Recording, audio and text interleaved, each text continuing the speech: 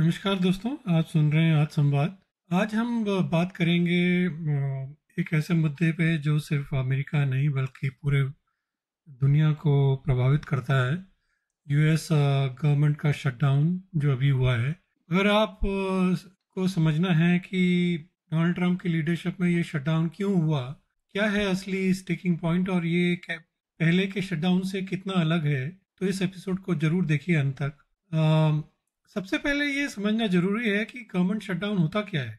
ये एक actually unique चीज है यूएस गवर्नमेंट की।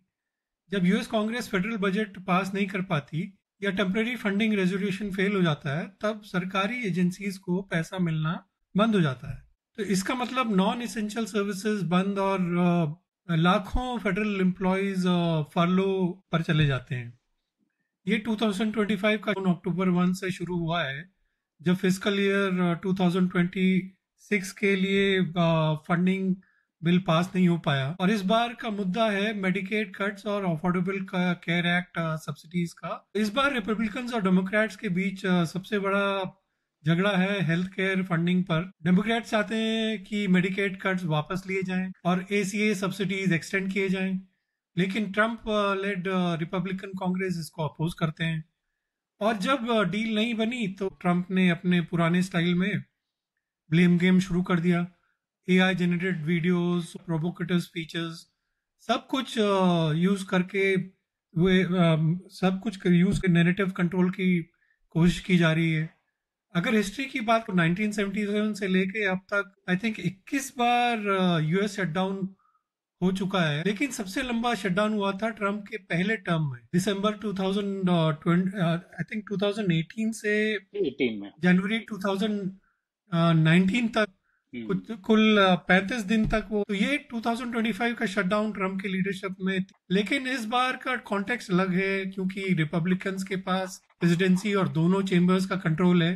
फिर भी डील नहीं हो पाई क्योंकि सेनेट 60 वोट थ्रेशोल्ड के लिए कुछ डेमोक्रेट्स का सपोर्ट जरूरी है। आई थिंक इस समय सेनेट में रिपब्लिकन्स के पास कुछ 53 आई थिंक सेनेटर्स हैं, और एक अगर वाइस प्रेसिडेंट को मिला भी दें तो 54 ही हो पाएंगे। मतलब उन्हें अकेले तो नहीं कर पाएंगे, उनको डेमोक्रेटिक स्कीम में देखते हैं कि क्या होता है। काफी ट्रम्प साहब की जो अप्रोच है उसमें एक डिस्टिंक्ट डिफरेंस ये है कि जहां पास प्रेसिडेंट्स बायपार्टिसन नेगोशिएशंस करते, ट्रम्प साहब ने इस बार एग्रेसिव मीडिया टैक्टिक्स और पॉलिटिकल प्रेशर का यूज किया है। उन्होंने कहा है कि प्रॉब्लम स्टार्ट हो मतलब जो है डेमोक्रेट्स की, लेकिन अब तक वो जो है सोल्यूशन पे बात नहीं कर। तो दोस्तों ये सब चल रहा है अभी। चलिए इसी पे बात करते हैं, आज शुरू करते हैं आज का संवाद। हाँ, तो देख रमेश जी, आपने थोड़ा सा बैकग्राउंड बता टू एक्सपैंड इट फर्दर कि शटडाउन में होता क्या है कि यूएस में एक कॉन्सेप्ट होता है अप्रोप्रिएशन बिल्स का। तो हर साल जो फिस्कल ईयर होता है, जो बजटरी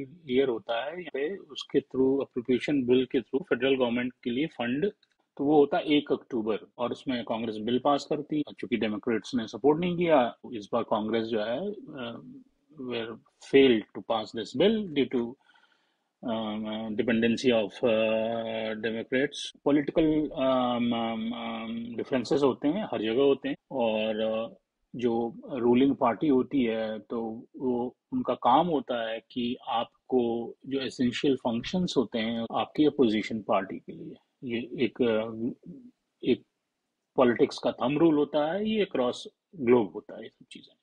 अब यहाँ पे क्या है कि मिस्टर डोनाल्ड ट्रम्प तो बहुत ही एडमेंट और बहुत ही माई वे इज हाईवे वाले अप्रोच से चलते हैं, और डेमोक्रेट्स जो हैं वो ऑलरेडी इतने लो हैं कि उनके पास तो कुछ अभी अभी हाथ में कुछ है नहीं।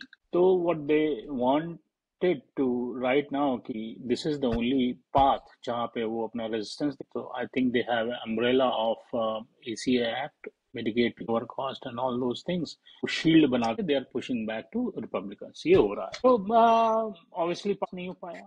फिर इसमें कुछ एक आती है ना कि भाई सब चीज का एक लूप होल भी होता है ना कि कैसे, तो भाई इसको अवॉइड करने के लिए क्या करना है, कर सकते हैं। तो तुम्हारा जो एक एंटी डिफिशियंसी एक्ट होता है वो रिक्वायर है, जो है अगर वो एक्ट लग गया, एंटी डिफिशियंसी एक्ट, तो आपकी फेडरल एजेंसीज जो होती हैं वो उनको you can not obligate funds without an appropriation, वो सब चीज़ें हेल्प कर सकती हैं सिचुएशन। पार्ट और भी है कि जो ये गवर्नमेंट शटडाउन है, इसमें शटडाउन में ऐसा नहीं होता कि सारे गवर्नमेंट ऑफिसेज बंद हो जाएं। जो नॉन एसेंशियल फंक्शन होते हैं उसी पे उनको स्टॉप किया जाता है। उनके गवर्नमेंट फेडरल गवर्नमेंट एम्प्लॉइज को बोल दिया जाता है you need to go leave without pay, your employment will be continue but आपको तनख्वाह नहीं मिलेगी, so don't work and sit at home. तो ये सब चीजें होती हैं।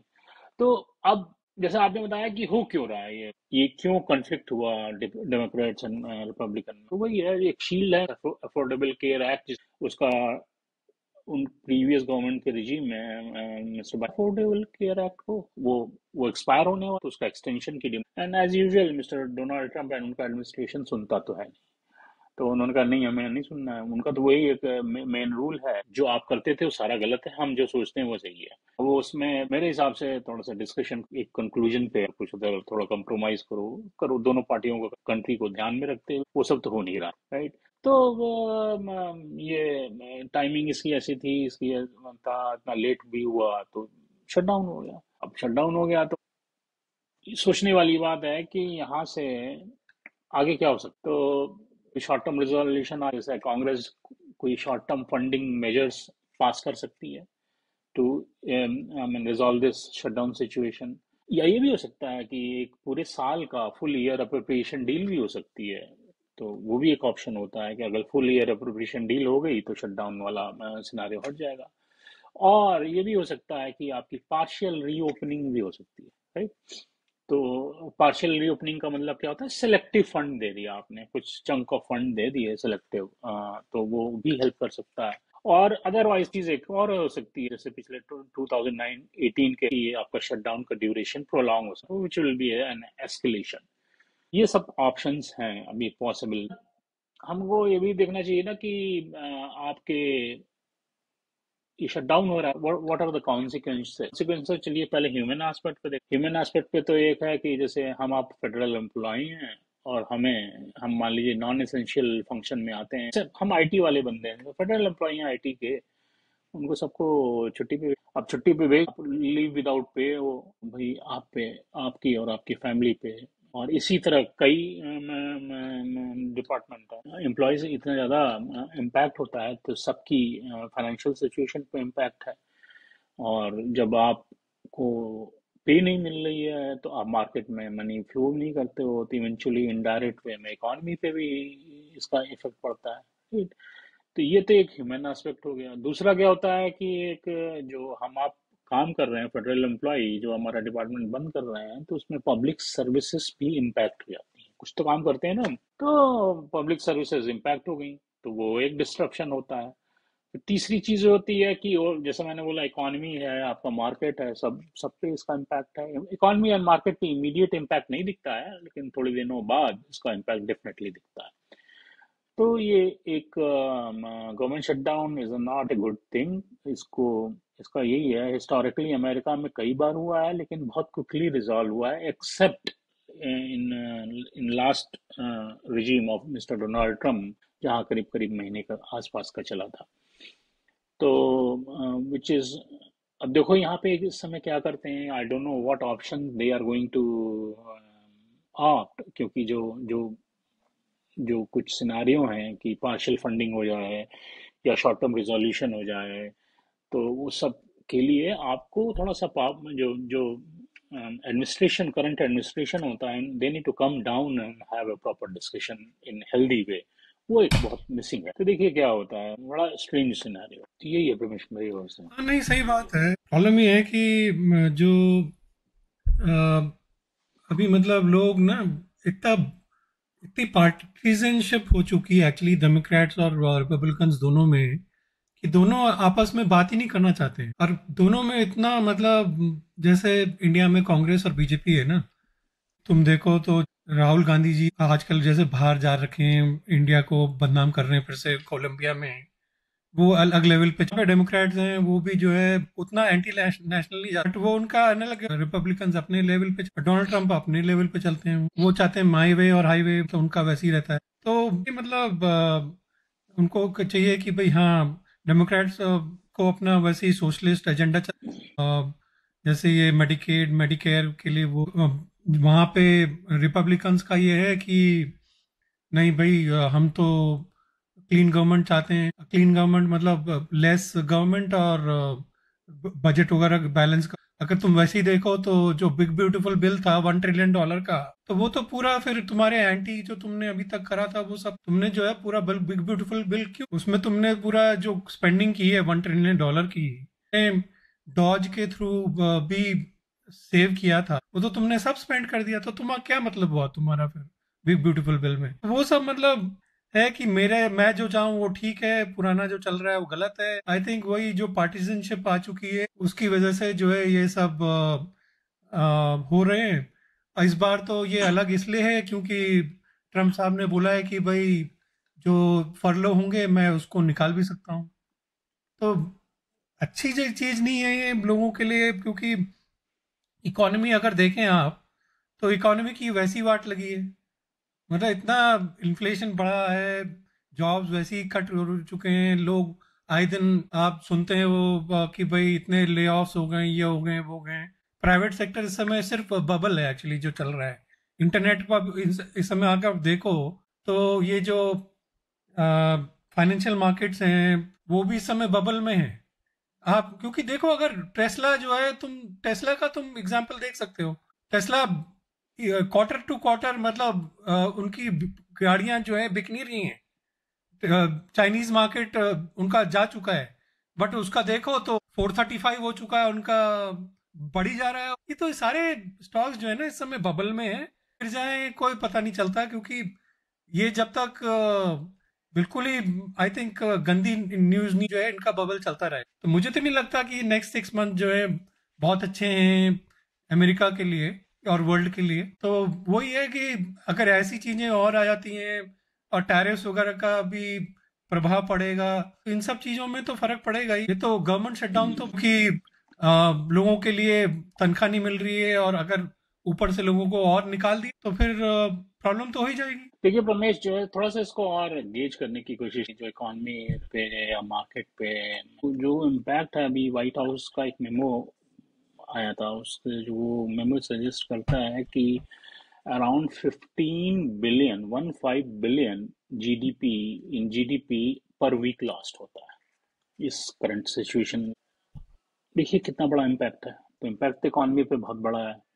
और अगर आप देखें कि थोड़ा सा नॉट टू स्प्रेड पैनिक, तो भाई अमेरिका में क्या होता है कि सबसे पहले आदमी का दिमाग जाता है कि क्या मेरा सोशल सिक्योरिटी, क्या मेरा मेडिकेयर पेमेंट भी इससे इम्पैक्ट होगा। तो द गुड न्यूज़ इज कि सोशल सिक्योरिटी और मेडिकेयर पेमेंट इस पे जो है इससे इम्पैक्ट नहीं होते हैं। They will be keep continue, क्योंकि वो इसेंशियल फंक्शन है। तो जो कुछ मेन जो इम्पैक्ट मोटा मोटा जो होता है कि जैसे आपकी कोई रिसर्च वर्क है, कोई साइंटिफिक एजेंसीज है, उनके एम्प्लॉयज को फरलो पे भेज देते हैं, क्योंकि रिसर्च है, फ्यूचर के काम है। उनको आप कहते हैं नॉन रेजिडेंशियल है, आप जाइए छुट्टी पे जाइए, वहाँ पे कॉस्ट कट करते हैं। आपके वीजा एप्लीकेशन, पासपोर्ट एप्लीकेशन, बहुत फेडरल बेनिफिट क्लेम्स, जो लोन एप्लीकेशन गवर्नमेंट से जो हर्ट कर दिया जाता है, और इनके एम्प्लॉयज को छुट्टियों पे भेज देते हैं। क्या होता है कि यूएस में बहुत सारे पार्क्स हैं, नेशनल पार्क्स हैं।